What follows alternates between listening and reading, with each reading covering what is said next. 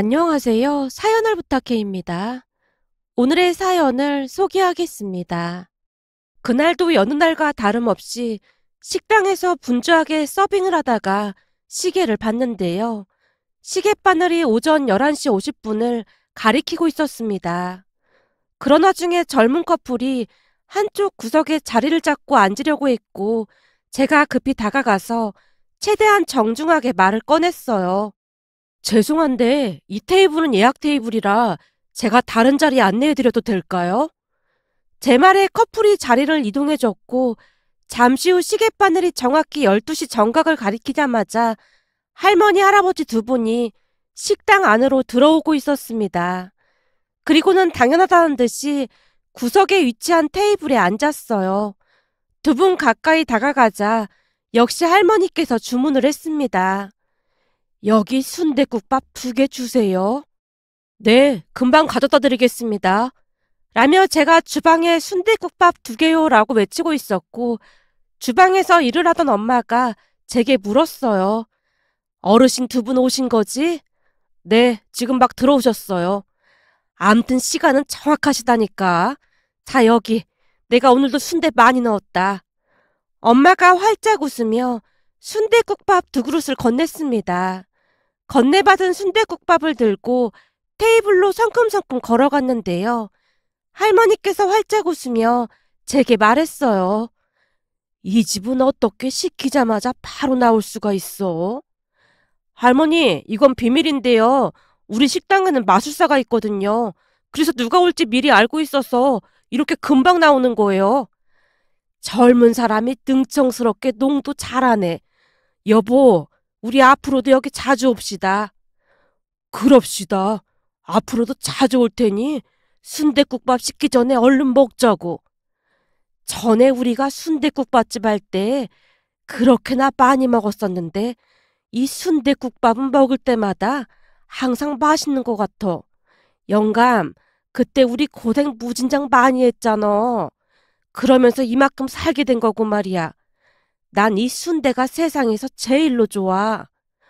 그렇지. 당신이 참 고생 많았지. 당신한테 항상 고맙소. 지나간 추억을 떠올리던 두 분의 눈빛이 아련해져 있었다고 해야 할까요? 특히나 할아버지의 눈시울이 붉어져 있었습니다. 그 모습에 제가 살며시 자리를 피해드렸는데요. 그날도 역시 할아버지께서 숟가락으로 순대 몇 개를 뜨더니 할머니 그릇에 넣어주고 있었어요. 영감도 많이 먹어야지. 다 날 주면 어떡해. 난 괜찮으니까 많이 먹어. 난 당신이 먹는 것만 봐도 배가 부르니까. 젊었을 때는 그렇게나 무뚝뚝하던 양반이 언제 이렇게나 바뀌었을까나. 그날따라 할머니의 정신이 또렷해 보였는데요. 잠시나마 할머니의 정신이 맑아진 게 아닌가 싶었습니다. 제가 다른 손님 국밥을 받기 위해 주방으로 걸어가서 엄마에게 말을 했어요. 엄마, 오늘 할머니께서 정신이 또렷하신 것 같아. 왜? 오늘도 말을 많이 하시는 거야? 라며 엄마가 물었는데요. 두 분은 1년 내내 매일같이 우리 식당에서 식사를 하고 계셨고 할머니는 치매를 앓고 계셨습니다. 간혹 할머니의 정신이 맑아지는 날에는 말씀이 많아지셨는데요. 어느 날은 아버지가 할머니께 어디에 사는지 물어보자 정확한 주소를 말씀해 주기도 했습니다. 그 모습에 할아버지께서 경기를 하신 채 할머니를 나무랐어요. 주소를 그렇게 막 알려주면 어떡해. 어르신, 걱정하지 마세요. 혹시나 해서 물어본 것 뿐이니까요. 저 그렇게 나쁜 사람 아닙니다. 아버지의 말에 할아버지께서 미안한 듯 헛기침을 하고 있었습니다. 그동안 우리가 많이 신경 써준 걸 잘 알고 있었을 테니까요. 그날 제가 아버지께 물었습니다. 아버지, 주소는 왜 물어보신 거예요? 그냥 물어봤지 뭐. 우리 단골 손님이시잖니. 그 정도 고객 관리는 기본이지. 아버지가 알 수 없는 말만을 하고는 미소 짓고 있었습니다.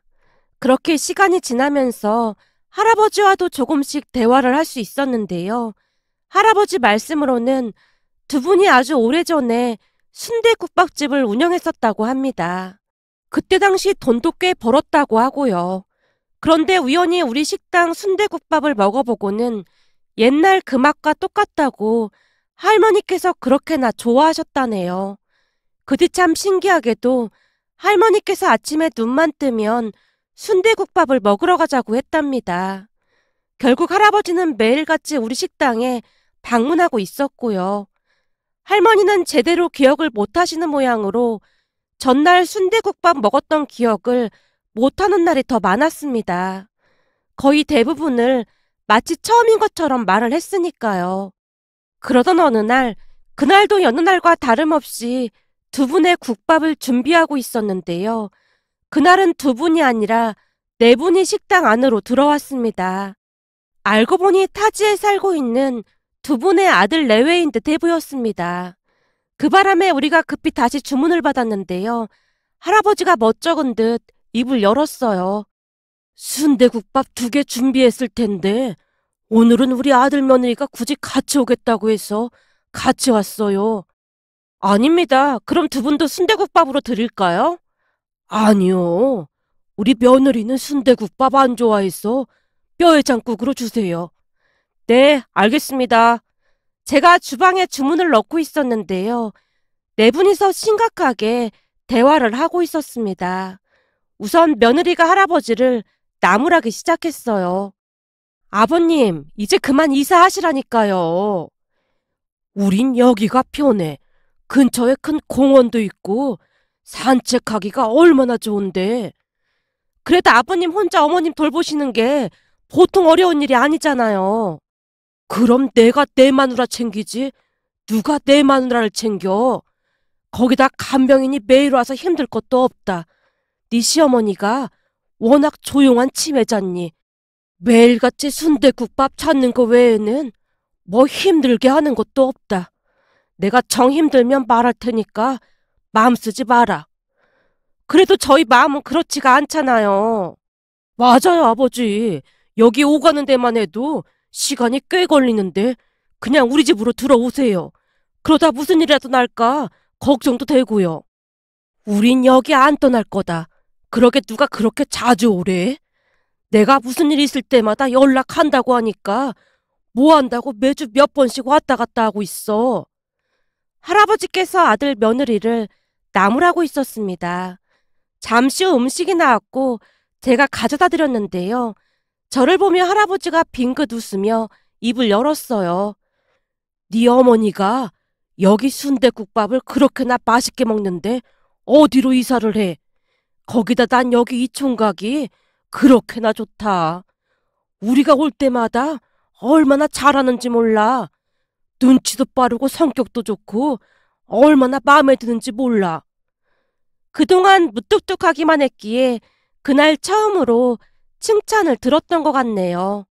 창피한 마음이 들어 얼굴이 시뻘개진 채 제가 꾸벅 인사를 하고 자리를 피했는데요.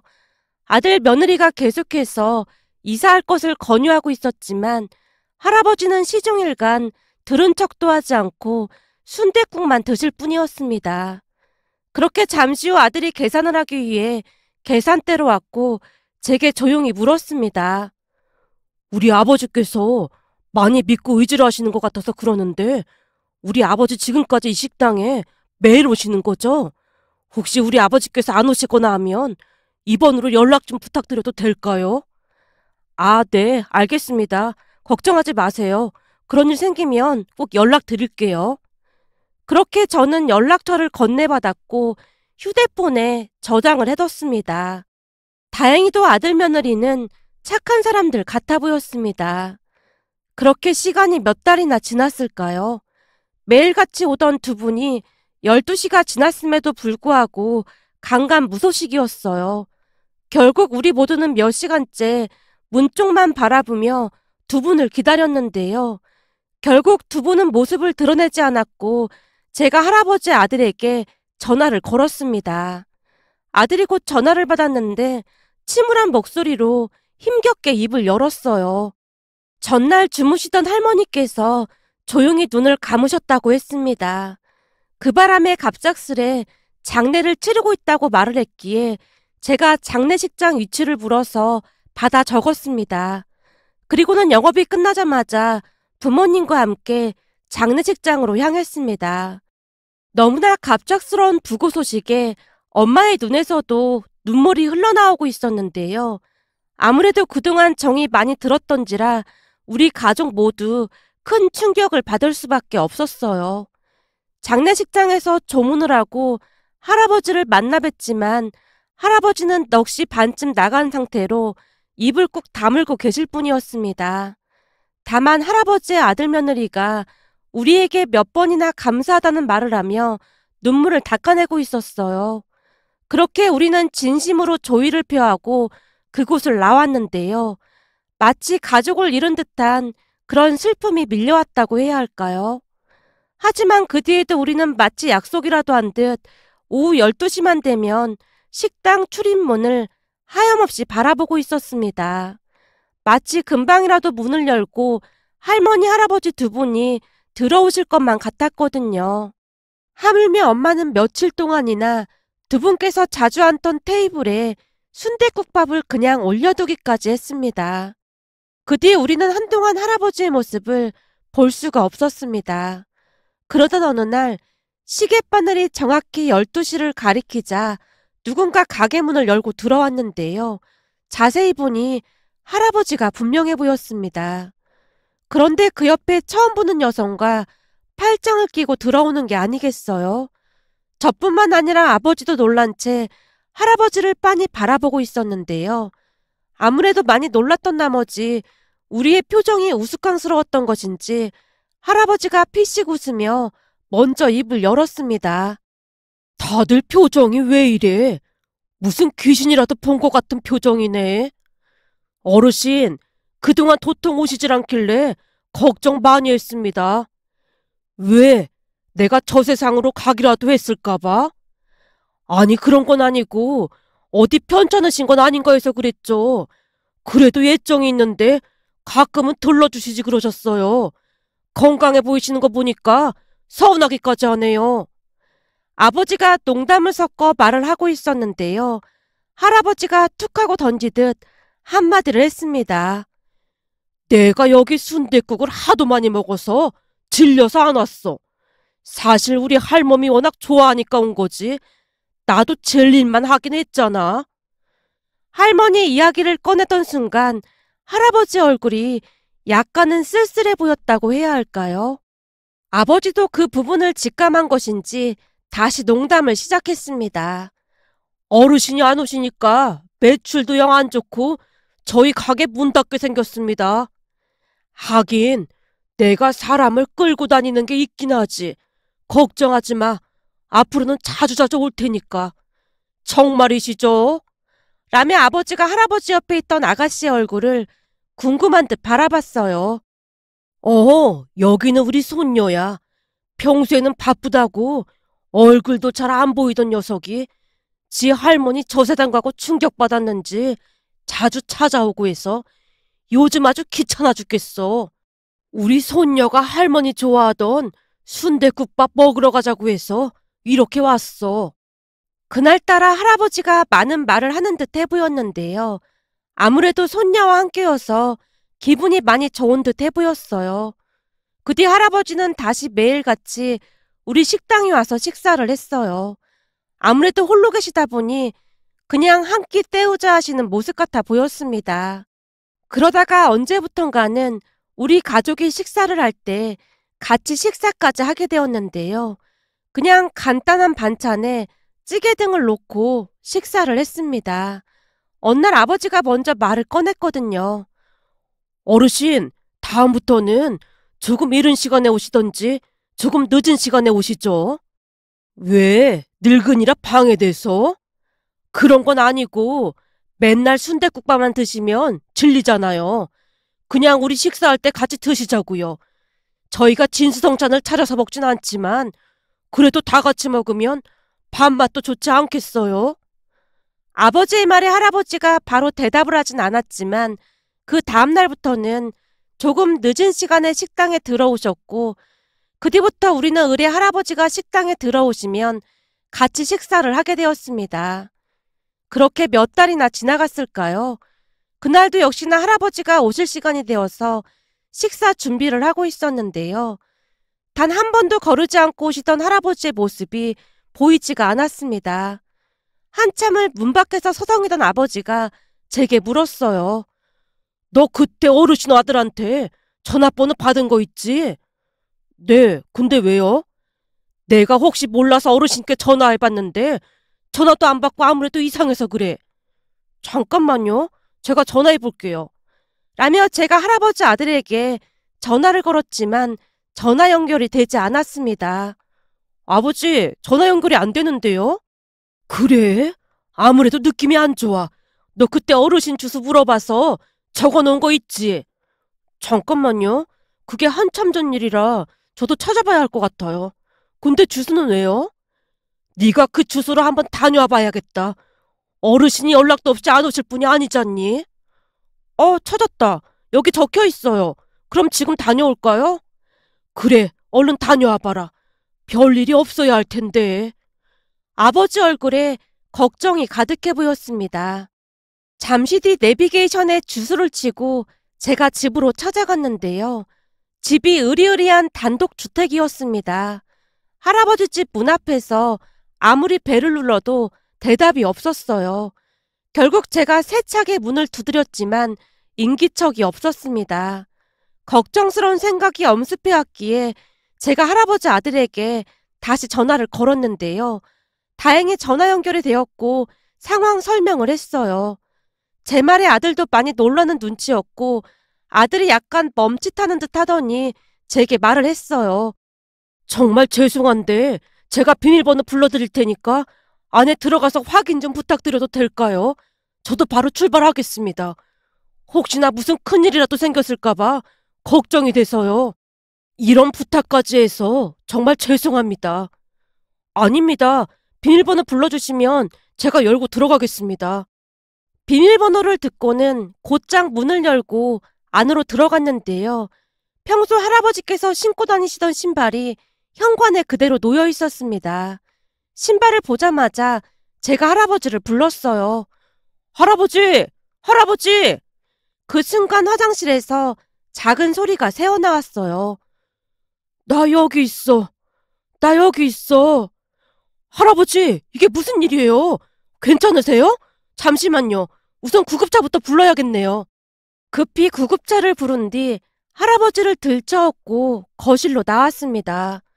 할아버지, 제가 누군지 아시겠어요? 민수총각이잖아. 나 정신은 멀쩡해. 근데 어쩌다가 여기에 쓰러져 계신 거예요? 머리를 감다가 바닥이 미끄러워서 발을 헛디뎠어. 근데 쓰러져서 꼼짝달싹을 못하겠더구만. 자네 아니었으면 진짜 큰일 날 뻔했구만. 근데 어떻게 알고 온 거야? 난 오늘 안에 우리 할멈한테 가는가 보다 그러고 있었는데 오늘 식사하러 안 오셔서 아버지가 가보라고 했어요. 제 말에 할아버지 눈에서 눈물이 흘러내리고 있었는데요. 아마도 몇 시간 동안 마음고생이 심했던 것 같아 보였어요. 곧 구급차가 도착을 했고 할아버지와 병원으로 갔습니다. 의사 말이 머리나 그런 곳은 다친 데가 없다고 하는데 허리를 심하게 삐끗하셨고 복숭아뼈에 금이 갔다며 당분간 병원에 입원해서 치료를 받자고 했습니다. 그 뒤 할아버지 아들 며느리가 병원으로 뛰어들어와서는 한동안 눈물을 흘리며 어쩔 줄을 몰라 했습니다. 그 와중에 할아버지가 아들 내외를 달래고 있었고요. 나중에 소식을 들은 부모님도 할아버지 병문안을 갔는데요. 엄마가 병원 냉장고에 할아버지가 좋아하는 반찬을 넣어드리고 오기도 했습니다. 그렇게 시간이 얼마나 지났을까요? 어느 날은 할아버지 가족들 모두가 우리 식당으로 우르르 몰려들어왔는데요. 들어오자마자 가족들이 우리에게 허리 숙여 인사를 했습니다. 정말 감사합니다. 요즘같이 각박한 세상에 이렇게까지 신경 써주시고 정말 너무너무 감사드립니다. 정말이지 큰일 날 뻔했는데 이 은혜를 어떻게 갚아야 할지 모르겠네요. 아닙니다. 우리 집 VIP 단골 고객님이신데 당연히 그래야죠. 그럼 내가 여기 VIP 중에 VIP지. 역시 우리 할멈이랑 내가 사람 보는 눈이 있었던 거야. 왠지 처음부터 이 식당에 낯설지가 않았다니까. 할아버지 말에 다 같이 웃음을 터뜨렸답니다. 그렇게 어느새 두 집안이 가족같이 지내게 되었어요. 할아버지 가족들 또한 식당에 자주 놀러 오곤 했으니까요. 그러던 어느 날은 그날도 역시나 할아버지와 함께 식사를 하고 있었는데요. 누군가 식당 안으로 들어오고 있었습니다. 이봐 김씨, 그때도 말했지만 그 날짜에 가게 정리하고 나가줘야겠어. 사장님, 가게세를 더 올려서 내도 안 되겠습니까? 아시다시피 여기서 장사를 오래 해서 단골 손님도 많은데 갑자기 나가라고 하면 저희가 난감해서요. 그러게 장사 잘 될 때 돈을 모았어야지. 돈 안 모으고 뭐 했어? 그러니까 당신 같은 사람들이 평생 지지리도 궁상으로 사는 거야. 악착같이 돈 모을 생각은 안 하고 꼴에 봉사활동 한답시고 독거노인 같은 할배들한테 공짜 밥이나 주고 그러니까 돈을 못 모으는 거 아니야. 이건 뭐 자기들도 살기 힘들면서 어려운 사람들 도와준다는 게 아주 웃기는 거잖아. 암튼 난 두말하기 싫으니까 나갈 준비나 해. 당신 때문에 이 상가에 돈 없는 거지들이 득실거린다고 여기저기서 불만이 이만저만이 아니야. 상가 주인이 아버지에게 막말을 하다가 돌아갔습니다. 그 모습을 가만히 지켜보고 있던 할아버지 얼굴이 일그러져 있었는데요. 조용히 숟가락을 내려놓던 할아버지가 물었어요. 이게 다 무슨 일이야? 어르신, 미리 말씀 못 드려서 죄송합니다. 사실 몇 달 뒤에 저희가 가게를 나가야 할 것 같습니다. 조금 전에 그 사람이 이 상가 주인인데 본인이 여기서 직접 식당을 할 거라고 하면서 우리 보고 나가라고 하네요. 그건 그렇다 치고 말을 왜 저리도 못되게 하는 거야? 원래 말투가 그런 사람입니다. 제가 상가 이미지 실추시켰다고 그렇게나 못마땅해 했거든요. 이미지 실추 같은 소리하고 자빠졌네. 내가 보기엔 지가 더 이미지를 실추하고 다니는 것 같구만. 암튼 곧 가게를 빼야 할 것 같습니다. 그래서 말인데 저희가 가게를 옮기고 나면 장소 다시 알려드릴 테니 앞으로는 거기로 오세요. 가게 자리는 알아봤고 그럼 이 상가 주인은 여기서 뭐 한다고 하는데? 저도 오며 가며 들었는데 우리 가게가 워낙 잘 되니까 똑같이 순댓국 장사를 할 생각인 것 같다네요. 근데 무슨 퓨전 순댓국집인가 뭔가 암튼 현대식에 맞는 그런 순댓국밥집을 할 거라고 하더라고요. 퓨전? 순댓국밥집을 퓨전으로 할 게 뭐가 있어? 원래가 국밥은 원조 옛날 국밥이 제일 맛있는 법인데 내가 보니 장사가 잘 되는 것 같아 보이니 욕심이 나서 그러는 것 같구만. 아까 보니 얼굴에 욕심이 덕지덕지 붙어서 좋은 상은 아니야. 솔직히 그동안 눈치를 얼마나 많이 봤던지 속이 시원하기도 합니다. 그래서 어디로 옮길 건데? 시간을 가지고 잘 알아봐야죠. 아무래도 이 동네에서 장사를 오래 해서 이 근처에다 구해야 하지 않을까 싶네요. 아버지가 긴 한숨을 내쉬고 있었습니다. 그렇게 부모님은 가게를 알아보기 위해 하루하루 바쁘게 지내고 있었는데요. 얼마 뒤 할아버지가 부모님을 데리고 한 상가로 가서 말을 꺼냈어요. 여기는 어떤가? 위치도 좋고 괜찮을 것 같은데. 여기요? 어르신, 우리 주제에 이런 곳이 가당키나 하겠습니까? 잘 모르시나 본데 이런 데는 임대료도 엄청 비쌀걸요? 임대료는 내가 싸게 줌세. 그러니까 여기서 장사해. 네? 그게 무슨 말씀이세요? 임대료를 싸게 주신다니요? 상가 주인이 임대료를 싸게 주겠다는데 뭘 묻고 그래? 여기가 어르신 상가라고요? 에이, 우리 어르신이 농담도 잘하신다니까. 아버지가 간신히 웃음을 참고 있었는데요. 들은 척도 하지 않고 할아버지가 다시 말을 꺼냈어요. 그럼 여기가 마음에 드는 걸로 알고 우리 계약하자고. 그런데 이 상가에 들어와서 장사하는 대신 조건이 하나 있어. 그럼 여기가 진짜로 어르신 상가라는 말씀이세요? 이거 속고만 살았나? 정 못 믿겠으면 저 밑에 부동산에 가서 물어보던지. 암튼 조건이 하나 더 있는데 들어줄 텐가 말 텐가. 할아버지의 말에 부모님이 어리둥절한 표정으로 그저 눈만 깜빡이고 있었습니다. 그 순간 할아버지 입에서 충격적인 말이 새어나왔어요. 저기 내 조건은 자네 아들이랑 우리 손녀랑 맞선을 보게 하는 거야. 갑작스레 제 이야기가 나왔기에 제가 놀란 채 입이 다물어지지 않을 정도였습니다. 우선 아버지가 먼저 입을 열었어요. 그러니까 어르신 손녀랑 우리 아들이랑 맞선을 보게 하자 그 말씀이신 겁니까? 제가 이런 말씀 드리기 좀 그런데 혹시 아드님 내외는 이 사실을 알고 있는 겁니까? 우리 아들 내외는 내가 하라고 하면 그냥 군말 없이 해서 걱정 안 해도 돼. 사실 우리 손녀가 회계사야 회계사. 어때 잘 컸지? 네? 회계사요? 그럼 더더군다나 안 될 것 같은데요? 안 되긴 왜 안 돼? 그렇잖아요. 회계사씩이나 되는데 순대국밥집에서 일하는 우리 아들이랑 맞선을 보다니요. 보나마나 난리가 날 것 같으니까 말도 꺼내지 마세요. 왜? 자네 아들 땡땡대학교 나왔다며. 내가 알아보니 땡땡대학교 나올 정도면 공부를 꽤 해야 한다고 하더구만. 저기 어르신이 모르는 사실이 하나 있는데요. 그게 우리 아들이 땡땡대학교를 나온 건 맞는데 저기 과가 좀 그래서요. 과? 과가 왜? 할아버지의 말에 아버지가 제대로 대꾸를 하지 못한 채 어쩔 줄을 몰라 하고 있었어요. 그 모습에 제가 멋쩍은 표정으로 입을 뗐습니다.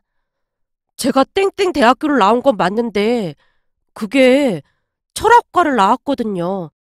부모님 소원이 서울에 있는 대학에 들어가는 거라 어찌어찌 점수가 맞는 과를 선택해서 가다 보니 철학과를 갈 수밖에 없었습니다. 철학과? 철학과가 어때서?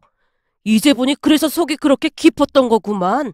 아무리 봐도 요즘 젊은 사람들이랑 달라도 너무 다르더니만 철학과를 나와서 그랬구만. 난 더 마음에 드는구만. 왜 그렇게 지혜로웠던 건지 이제서야 알겠구만. 할아버지가 전혀 뜻밖의 말을 하고 있었기에 우리 모두는 그저 어리둥절할 뿐이었습니다. 그런데 할아버지의 말에 제가 울컥하고 말았는데요. 그동안은 철학과를 나왔다는 말을 하자마자 철학과 나와서 뭐 먹고 살 거냐는 말만을 들었을 뿐이었으니까요. 대학을 졸업한 뒤 누군가에게 처음으로 인정받는 듯한 그런 느낌이었다고 해야 할까요? 암튼 저는 얼떨결에 할아버지 손녀와 맞선을 보게 되었는데요.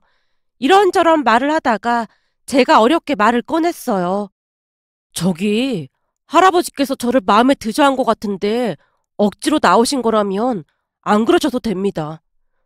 네? 그게 무슨 말씀이세요? 할아버지 마음에 들어서라니요. 잘못 들으셨나 보네요. 제가 먼저 소개해달라고 했거든요. 네? 나윤 씨가요? 민수 씨 키도 크고 얼굴도 잘생겼는데 거기다 성격까지 엄청 좋다면서요? 사실 제가 그동안 맞선을 조금 많이 봤거든요. 근데 대부분 남자들이 뭘 제일 많이 물어본 줄 아세요? 뭔데요? 회계사면 돈을 많이 벌 텐데 얼마나 모아놨냐. 집이 꽤 잘 산다고 들었는데 결혼하면 집에서 얼마나 보태주는 거냐. 대부분 다 그런 걸 물어보더라고요. 네? 그러니까 첫 만남에서 그런 걸 물어봤다고요? 그렇다니깐요. 완전 웃기죠. 근데 그 남자들은 제가 왜 화가 나는 줄 잘 모르더라고요. 그런 남자들이랑 결혼해서 어떻게 행복하게 잘 살겠어요? 그냥 혼자 살면 혼자 살았지 100번, 1000번 생각해봐도 저는 자신이 없더라고요. 저는 우리 할머니, 할아버지처럼 나이 들어서도 서로 손잡고 다니고 아껴주는 그런 사람이랑 결혼하고 싶거든요. 근데 할아버지께 들으면 들을수록 민수 씨가 딱 내 이상형이었어요. 그래도 나윤 씨는 회계사씩이나 되는데. 맞아요. 저 회계사로 돈도 잘 벌고 있고 많이 모아놓기도 했어요. 그니까 저는 조건만 좋은 남자보다는 마음 따뜻한 남자를 만나서 결혼할 생각이거든요. 거기다 민수 씨처럼 얼굴도 잘생기고 키도 크면 금상첨화겠죠. 나윤 씨는 생각보다 적극적인 사람이었고 그 뒤부터 우리는 자주 만나면서 서로를 알아갔습니다. 그러다가 결국에는 연인 사이가 되었고요. 쾌활하고 밝은 나윤이를 우리 부모님도 마음에 들어 했으니까요. 또한 우리는 할아버지 상가에 들어가서 장사를 하게 되었는데요. 다행히 위치도 좋았고 입소문도 나서 장사가 예전보다 훨씬 잘 됐습니다. 그러던 어느 날은 전 상가 주인이 우리 가게에 쫓아와서는 항의를 하기 시작했어요. 김씨, 지금 제정신이야? 이렇게 가까이 순댓국밥집을 내면 어떡해? 그리고 돈도 없다면서? 어떻게 이런 자리를 얻은 거야? 그건 알 거 없고 우리가 여기서 장사하는데 법적으로 무슨 문제가 있습니까? 할 말 다 했으면 그만 가보시죠. 뭐? 법적인 문제? 이제는 돈 좀 있다고 눈에 뵈는 게 없나 본데 인생 그렇게 사는 거 아니야. 이씨도 인생 그렇게 사는 거 아니야. 뭐? 이씨? 그래. 이래봬도 내가 너보다 2살이나 나이가 많은데 왜 꼬박꼬박 반말이야. 내 성이 김씨라 날 김씨라고 부른 거 아니었어? 근데 넌 이씨니까 이제부터 나도 이씨라고 불러줄게. 어이 이씨, 우리 바쁘니까 그만하고 돌아가. 양심은 우리가 없는 게 아니라 이씨가 없는 거겠지. 우리 가게가 잘 되는 것 같으니까 그 자리 뺏어서 순댓국밥집 차린 게 누군데 이래. 아버지의 말에 전 상가 사장이 어버버하다가 돌아갔답니다. 그렇게 시간이 흘러갔고 결국 전 사장 식당이 문을 닫고 말았는데요. 순댓국을 무슨 퓨전 음식으로 만든다고 난리를 치더니만 결국에는 파리만 날리고 망했답니다. 제가 듣기로는 순댓국에 무슨 치즈도 넣고 햄도 넣고 그랬다는데 무슨 생각으로 그런 것인지 도무지 이해를 할 수가 없더라고요. 그리고 나윤이와 저는 곧 결혼을 앞두고 있답니다. 결혼을 하게 되면 할아버지 집에서 같이 살게 될 것 같은데요. 아무래도 전에 사건도 있고 하다 보니 부모님도 그러라고 했거든요. 요즘은 하루하루 구름 위를 걷고 있는 그런 기분이랍니다. 문득 결혼을 앞두고 그동안 일들이 주마등처럼 스쳐 지나가 이렇게 글 남겨봅니다. 오늘의 사연은 여기까지였습니다. 즐겁게 보셨다면 구독, 좋아요 부탁드립니다. 고맙습니다.